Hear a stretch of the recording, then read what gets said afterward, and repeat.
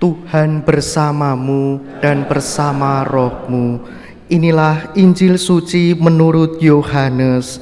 Dimuliakanlah Tuhan. Pada suatu hari, Yesus berkata kepada orang-orang Farisi, "Akulah gembala yang baik. Gembala yang baik memberikan nyawanya bagi domba-dombanya, sedangkan seorang upahan yang bukan gembala dan yang bukan pemilik domba-domba itu sendiri, ketika melihat serigala datang, meninggalkan domba-domba itu, lalu lari sehingga serigala itu menerkam dan mencerai-beraikan domba-domba itu. Ia lari karena ia seorang upahan dan tidak memperhatikan domba-domba itu. Akulah gembala yang baik. Aku mengenal domba-dombaku dan domba-dombaku mengenal aku, sama seperti Bapa mengenal aku dan aku mengenal Bapa, dan aku memberikan nyawaku bagi domba-dombaku. Ada lagi padaku domba-domba lain yang bukan dari kandang ini. Domba-domba itu harus kutuntun juga. Mereka akan mendengarkan suaraku dan mereka akan menjadi satu kawanan dengan satu gembala." Demikianlah sabda Tuhan. Terpujilah Kristus. Bapak, Ibu, saudara-saudari terkasih, hari ini gereja merayakan peringatan wajib Santo Bonifasius. Setelah saya membaca-baca riwayat hidup Santo Bonifasius ini, rasanya juga menarik untuk bisa kita renungkan. Santo Bonifasius, ia lahir di Inggris. Dan sejak kecil ternyata Santo Bonifasius ini bersahabat dekat dengan para misionaris yang ditugaskan di tempatnya, yaitu di Inggris. Lalu karena kedekatannya ini dengan para misionaris, akhirnya menumbuhkan ketertarikan yang sama dalam diri Bonifasius ini untuk menjadi seorang misionaris.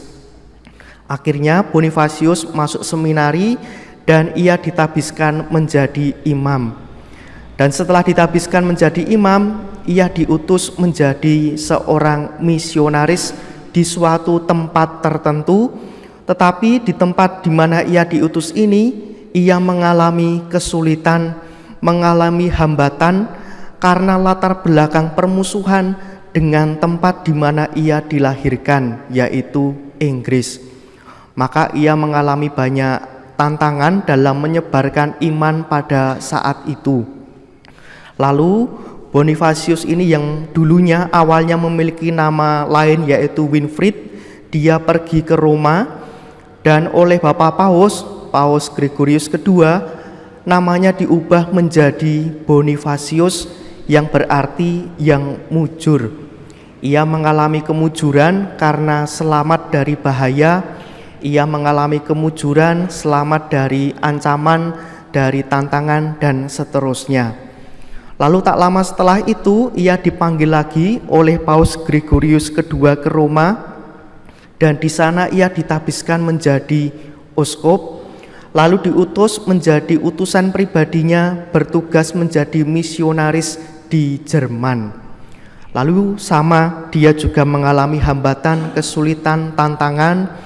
Ia mengundang teman-temannya dari Inggris untuk menyebarkan iman di Jerman, dan akhirnya di Jerman iman Kristiani dapat berkembang dan ia pun wafat sebagai martir ketika merayakan Ekaristi, di mana ia diserang oleh sekelompok orang kafir, orang-orang yang tidak percaya pada Tuhan, lalu ia wafat di Jerman dan menjadi pelindung dari kota Jerman. Nah, apa yang bisa kita renungkan dari kisah Santo Bonifasius ini? Kita bisa melihat bahwa kadangkala di dalam mewartakan kebaikan itu tidak mudah. Untuk melakukan suatu perbuatan yang baik butuh perjuangan. Kadangkala kita juga mengalami tantangan, kita mengalami hambatan, atau mungkin juga kita mengalami ancaman-ancaman tertentu. Maka dari sini kita bisa belajar dari semangat yang dimiliki oleh Santo Bonifasius. Kendati ia mengalami hambatan, tantangan, ancaman, ia tidak gentar sedikit pun. Mari kita mohon rahmat Tuhan agar keberanian yang sama juga boleh kita miliki dalam diri kita dalam memperjuangkan iman kita sebagai pengikut-pengikut Kristus. Kita hening sejenak.